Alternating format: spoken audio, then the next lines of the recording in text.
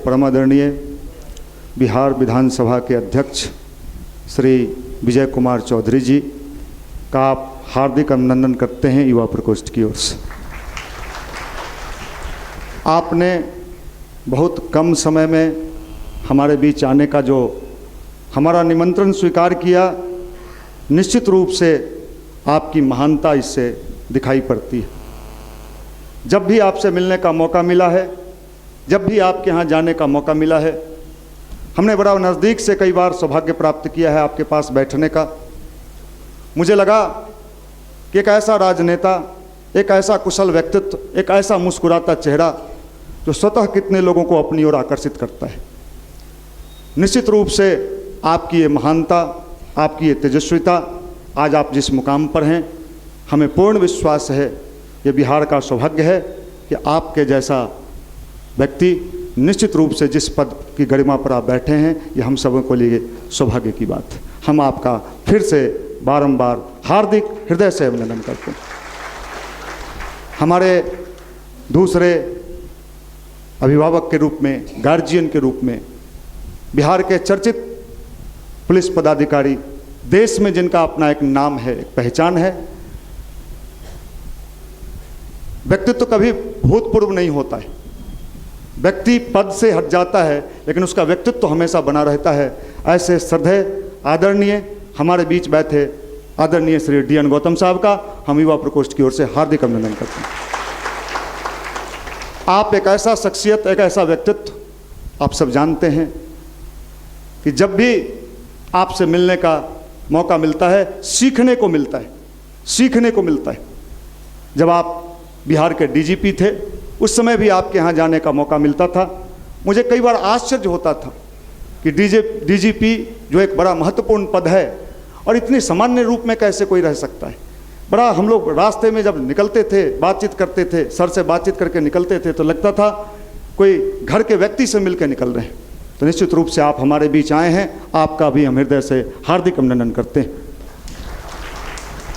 हमारे बीच हमारा सौभाग्य है कि अभी पटना में जो हमारे गायत्री शक्तिपीठ के पूरे बिहार के जोनल कार्यालय के रूप में है, इसके प्रभारी के रूप में हमारे डॉक्टर अशोक बाबू, जो कभी रीजनल डायरेक्टर हुआ करते थे, आज हमारे बीच हैं। आपका भी हम हृदय से स्वागत करते हैं। हमारे बीच हमारे अभिभावक के रूप में हमेशा हमारा मार्गदर्शन करने वाले, प्रेरणा देने वाले परमादरणीय श्री कामता प्रसाद शर्मा, भारतीय संस्कृति ज्ञान प्रेक्षक, हम आपका हार्दिक अभिनंदन करते हैं। आज सबसे अधिक हार्दिक अभिनंदन मैं आप तमाम उन शिक्षकों का करता हूं जिनको हम लोगों ने बुलाया है। और आप, हम जानते हैं कि आपका कीमती समय, आपका एक एक मिनट का समय, आपका व्यस्तम समय आप उसमें से निकाल के हमारे बीच आए हैं। निश्चित रूप से मैं आपका हृदय से धन्यवाद करता हूं कि आप मेरे इस कार्यक्रम में आए। मैं जान रहा हूं कि आप लोगों के पास समय बड़ा कम होता है, टाइम कम होता है, हम इस चीज़ को समझ रहे थे, लेकिन फिर भी आप आए हैं। निश्चित रूप से आप सब इस परमात्मा के यहाँ, जिस शक्तिपीठ पर आप बैठे हैं, आज जो पर्व मनाया जा रहा है विश्वकर्मा पूजा, बड़ा अच्छा दिन है। विश्वकर्मा जो निर्माण करने का काम करते हैं और हमारे शिक्षक भी निर्माण करने का काम करते हैं, तो ऐसा दिन ये कार्यक्रम रखा गया है। निश्चित रूप से हम कह सकते हैं आप उस विश्वकर्मा के समान हैं, जो आप आज युवाओं को जो एक बनाने का काम कर रहे हैं, मेक करने का काम कर रहे हैं। ये सामान्य बात नहीं है। आप सबका बारंबार अभिनंदन है इस यहाँ बैठने। कई बार जब आपको निमंत्रण गया होगा, पहली बार आप आए हैं, कहाँ चलना है, कहाँ जाना है, गायत्री मंदिर के नाम से एक जो आइडिया बनता है लोगों का, मनोभाव बनता है लोगों का, अच्छा मंदिर में जाना है, क्या करना होगा, वहाँ कुछ पूजा वूजा होगा, ऐसे कंसेप्ट बनते हैं। लेकिन ये मंदिर का उद्देश्य दूसरा है। यहाँ मात्र पूजा पाठ नहीं होता, पूजा पाठ तो हमारा एक सिंबल है। हम एक ऐसे मंदिर में बैठे हैं जिसके ऋषि श्री राम शर्मा आचार्य, गायत्री परिवार के संस्थापक, जिन्होंने कहा, बेटे मैं एक ऐसा मंदिर बनाना चाहता हूँ जहाँ व्यक्तित्व का निर्माण हो, व्यक्ति का निर्माण हो, जिससे समाज का भला हो, समाज का विकास हो। और ये हमने देखा है इस गायत्री मंदिर से। आज हमने युवाओं को आने से रोक दिया कि हमारे बीच आज युवा नहीं आएंगे, क्योंकि आज हमारे बीच सिर्फ शिक्षक रहेंगे। हमारे यहाँ जो संडे का कार्यक्रम चलता है, रविवार का कार्यक्रम, ये 3 फ्लोर जो बना है, प्रोजेक्टर लगा है, तीनों फ्लोर सुबह और शाम हाउसफुल चलता है। इतनी भीड़ होती है, इतनी भीड़ होती है कि उस भीड़ को, और जो लड़के यहाँ आते हैं वो कहते हैं कि जब मुझे कहा गया था कि गायत्री मंदिर जाना है तो हमने कहा हम तो पढ़ने लिखने वाले लोग हैं, हमें मंदिर पूजा पाठ से क्या मतलब है।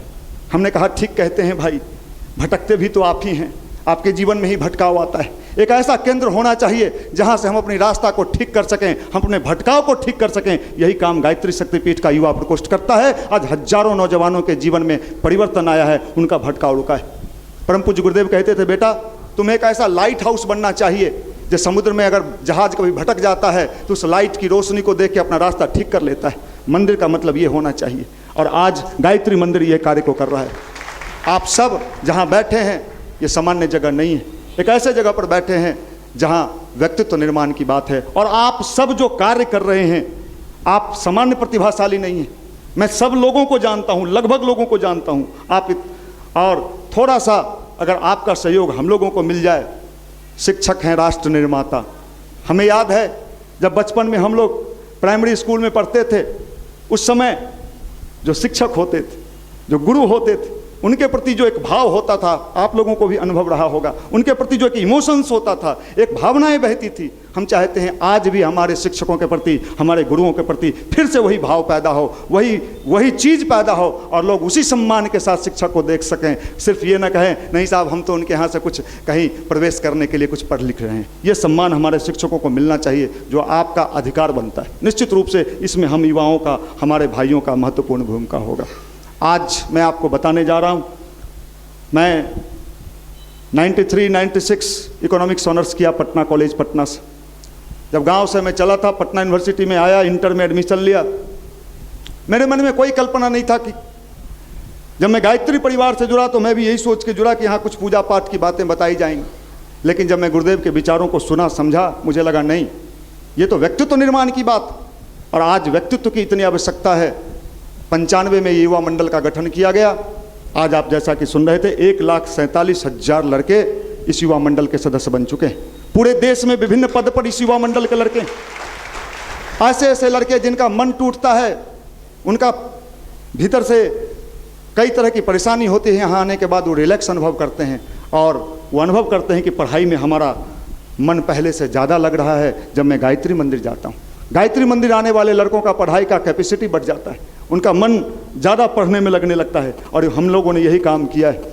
यही लड़के, हमारे युवा, आज हजारों की संख्या में उन बच्चों को पढ़ाने का काम किया जो बच्चे रोड पर रिक्शा चलाने में, ठेला चलाने वाले के बच्चे, जैसा कि भी आप सुन रहे थे, 30 जगह लगभग 8 से 10 हज़ार गरीब बच्चों को पढ़ाने का काम हमारे ये भाई लोग करते हैं। कोई एनजीओ नहीं है, कोई एनजीओ नहीं है, कोई रजिस्ट्रेशन नहीं है।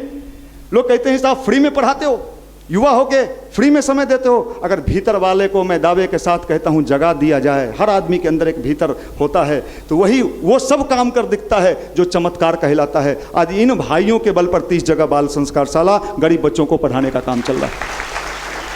और मंदिर का मतलब सिर्फ ये नहीं कि हम वहाँ जाएं, कुछ लड्डू, कुछ पूजा, कुछ पाठ कीर्तन भजन करके चले आएँ, जहाँ से हमें कुछ सीख मिले। हमें जीवन जीने की कला सीखने का चाहिए। आज जो सुनाई पड़ता है, दिखाई पड़ता है, क्या साहब ये तो एम्स में चले गए, 4 मंजिल से कूद गए, ये आईएएस थे, गोली मार लिया, ये आईपीएस थे, ये कर लिया, ये इतने डिप्रेशन में हैं, इतने तनाव में हैं, इतने फ्रस्ट्रेशन में हैं। निश्चित रूप से हमारा जो विज्ञान था, भारत का जो विज्ञान था, वो लोगों को अंदर से अच्छा बनाने का विज्ञान था। ये टेक्नोलॉजी था, ये विज्ञान था।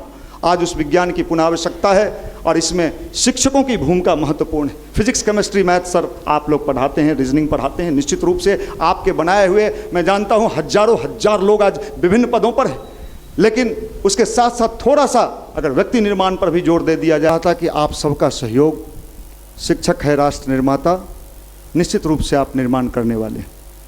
अभी पिछले दिनों हमारे बीच बिहार प्रदेश के माननीय मुख्यमंत्री श्री नीतीश कुमार जी आए थे, और आपको आश्चर्य होगा कि उन्होंने भी बड़ा कम समय में, शुक्रवार की रात में हम लोग मिले, और उन्होंने कहा मैं रविवार को आपके बीच आ रहा हूँ।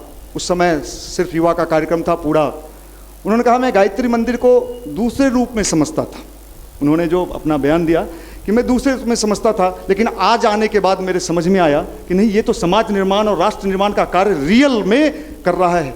और हम लोगों ने कहा सर आपने जो नशा पर कार्यक्रम किया है, गायत्री परिवार आपका दिल से इसमें समर्थन करता है और आपके साथ कदम से कदम मिला के चलने के लिए इसके लिए तैयार है। और आज बिहार के विभिन्न जिले में इस अभियान को जहां सर आप जैसे कहें, हजारों नौजवान हम आपके साथ इस कार्यक्रम में सम्मिलित हैं। नशा का जो हुआ शिकार, उजड़ा उसका घर परिवार, ये निश्चित रूप से जो काम आज हुआ है इसका परिणाम बाद में दिखेगा। हो सकता है तत्काल उस पैमाने पर नहीं दिख रहा हो, लेकिन आज दिख रहा है। एक रिक्शा वाला भी प्रसन्न होकर अपने बच्चे को पैसा बचा के आगे पढ़ाएगा, उसका कैरियर बढ़िया बनेगा, उसका भविष्य बढ़िया बनेगा, समाज बढ़िया बनेगा। निश्चित रूप से ये काम दूरगामी है। कहने वाले कुछ भी कहते रहें, लेकिन ये काम बिहार में हुआ है, निश्चित रूप से अद्भुत हुआ है। और बिहार हमेशा अच्छाई का नेतृत्व किया है।